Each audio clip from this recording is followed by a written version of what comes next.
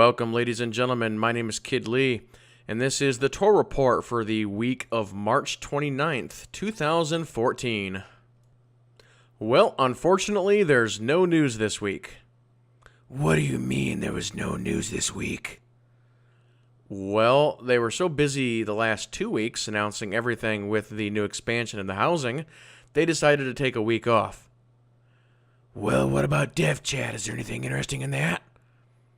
No, not really. Not unless you want to talk about bugs. No. So what's this? You're just going to ignore me now? Well, I'm gonna check my messages on the Intergalactic Spacebook, see if I have any messages from my friends on the Dark Council.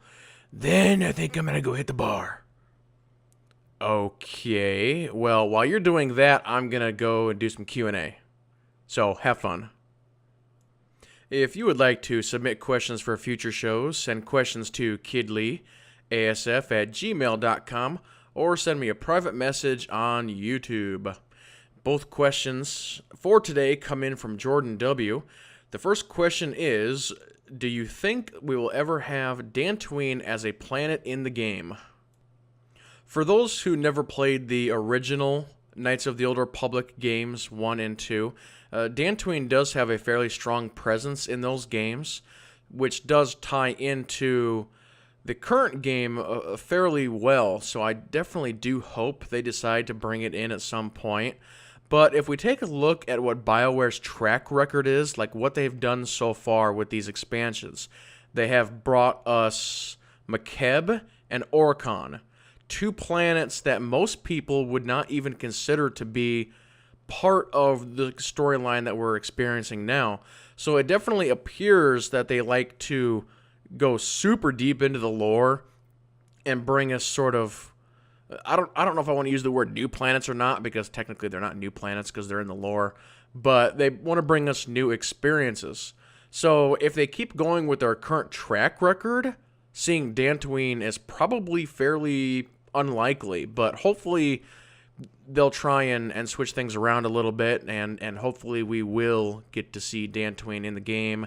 You know, maybe go and explore the Jedi runes that are on that planet a little bit, and I think it'd be a really cool experience for everyone.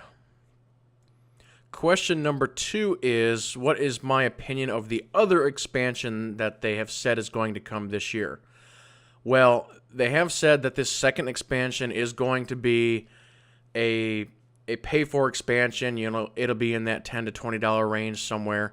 We'll probably be getting a level cap increase, and we'll probably be getting class stories.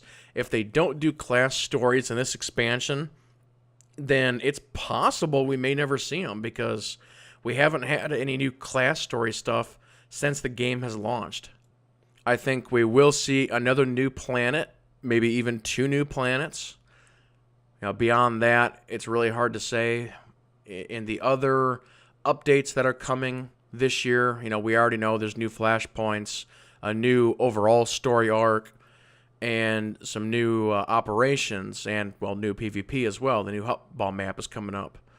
So they've laid out their plan a little bit, but it's really hard to say what they'll come up with for this second expansion. But like I said, you can pretty much guarantee that there's going to be a level increase. I'd say that's almost guaranteed. I don't know why they would do an expansion and not include that. So that's my prediction, that the pay for expansion will have a level increase. So we can look back upon this recording 6-8 months from now, and you can say, hey, that KidLee was right.